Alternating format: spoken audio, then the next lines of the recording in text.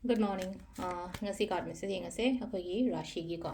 Ado card trying to get thokjarage trying to shidagi shai shagi Rashi se khala khalaga yengminarase ko dudage. Do ahanba Rashi ena haira gadi akhoi mesh lere ko. Brush lere. Ahum Mari Manga Taruk Tarit Nipan Mapan Tara Taramathoi Taranithoi. Quite a handbook, quite a handbook. Say for ye, Mesha she and a seco Mesha she gonna create Mrs. Lucky, the Mesha she gonna say like say everything low in a balance or roga chatpa imo than you gonna see the yana yana bamagi jamagishu yana bakona batabain kang yumgi oil office gu or kokatang. Kara balance or what's a piva quadpa emotions carry crash kuma ma'am because tabakatang you wash not take emotions to balance or chapaco mental like a brisharashiko.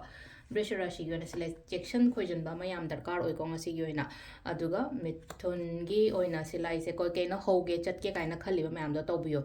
Karkat ki na phagani ngasi gi numit se yamna ko aduga sisena khoi singarasi khana ba chaina ba khot pa yaringe avoid ignore to ko khatang hadi mina khana ba horo pa boy ram ama boy re ko taina gi na ina khaliba aina ningi ba kholiba se phangba oi gani ko selai se aduga sisena khoi gi tula gi sina hadi celebrations hadi kitang mi pun ba nungai ba khot pa maina hadi happy and good day ha done ko adagi bridget patience la yo shaw bo khot pa ya de ko ya ri ngai hai tar ko mind se cool and calm oina thamba ko sisena khoi gi dhanu gi na hadi mi gi mating to engonda hena phaba lakane ko dum aduga mathangi sena khoi gi makar rashi gi wena sila hadi proposal gumba kai gumba mai khara lak poina piri ko engonda khodong chaba mina pibira pa khopira pa amai toraga ko aduga next ki sena ko kaino gi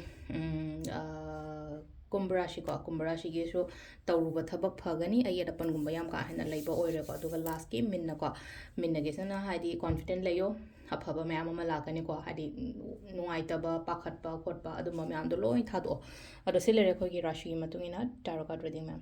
Thank you.